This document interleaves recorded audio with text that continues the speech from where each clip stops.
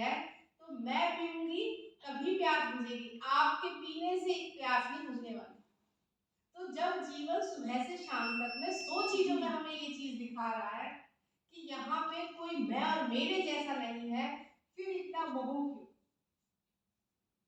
फिर मोह नहीं होना चाहिए, फिर यदि आता भी है तो कर्तव्य आने चाहिए।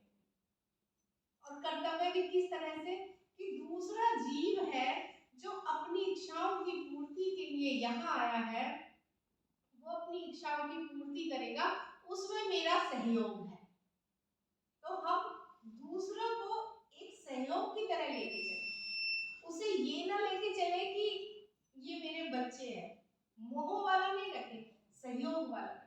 यदि सहयोग वाला दृष्टिकोण आपका बन जाता है तो फिर प्रेम अपने बच्चों पे ही नहीं आएगा, फिर दूसरे बच्चों पे भी आएगा।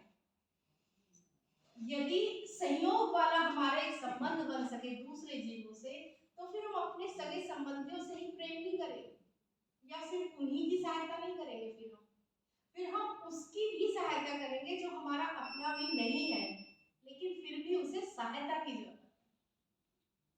तो मृत्यु एक ऐसा विषय है जो पहले तो दुख है, दुख भी हमें झंझोड़ के गए, लेकिन हम उसमें भी ऐसा हो गया कि गहरी नींद से करवट बदल के फिर सो। फिर मृत्यु है वो तो हमें इतना झंझोड़ देती है, उसके बाद भी हम क्या सोचते हैं, मोहल्ले में अगर किसी की मृत्यु हुई, अच्छा वो खत्म हो गए, हाँ हो गए क्रियाक्रम, चले गए, ले गए, अच्छा तेरा भी अब ये, वो भी हमारे लिए घटना मात्र होती है। और जब हमारे घर में ये घटना हुई तो उनके लिए वो घटना मात्र है।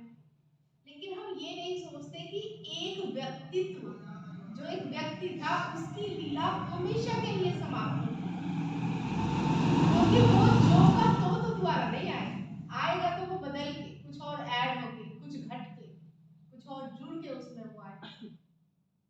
तो मृत्यु की तरफ हम इसलिए लेके चल रहे हैं कि इस प्रयोग से आपके मोह, मैं मोह हटाने की बात कर रही हूँ, मैं संबंधों से हटने की बात नहीं कर रही हूँ।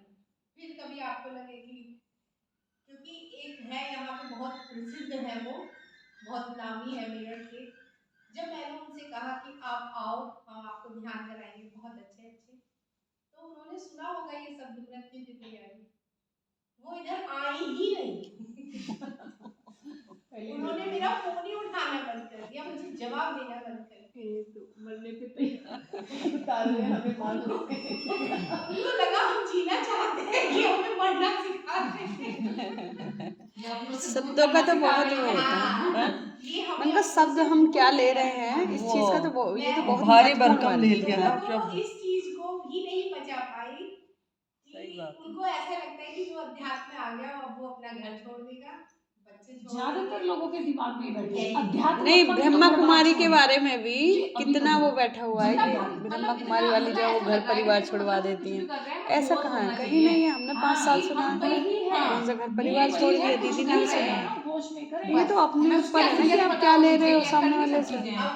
मैं उनका है ऐसा नहीं है, ऐसा नहीं है। मैंने तो 5 साल, मैं तो सिस्टर शिवानी से मिल के आई हूँ।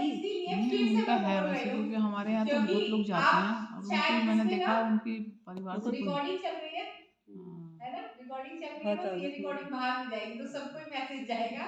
अध्यात्म का मतलब ये नहीं है कि हम अपने परिवार को छोड़ दें, अपने संबंधों को छोड़ दें, या घर को छोड़ दें, या यहाँ तक कि पैसे को छोड़ दें या पद को छोड़ दें, ये नहीं है। अध्यात्म का मतलब जानना, स्वयं को जानकर, स्वयं के स्वरूप में स्थित होकर, तब जो हमारे पास है हम उसका आनंद लें। तो अभी जो हम आनंद झीक झीक के ले रहे हैं मोह के फेर में, वही आनंद हमारा पूरा हो जाता है। जैसे इसका छोटा सा उदाहरण मैं दूं, यदि हम दूसरे की चीज इस्तेमाल करते हैं ना तो हमें आनंद ज्यादा आता है। ये कहावत है, दूसरे के भंडारे में भूख ज्यादा लगती है, अपने में कम लगती है।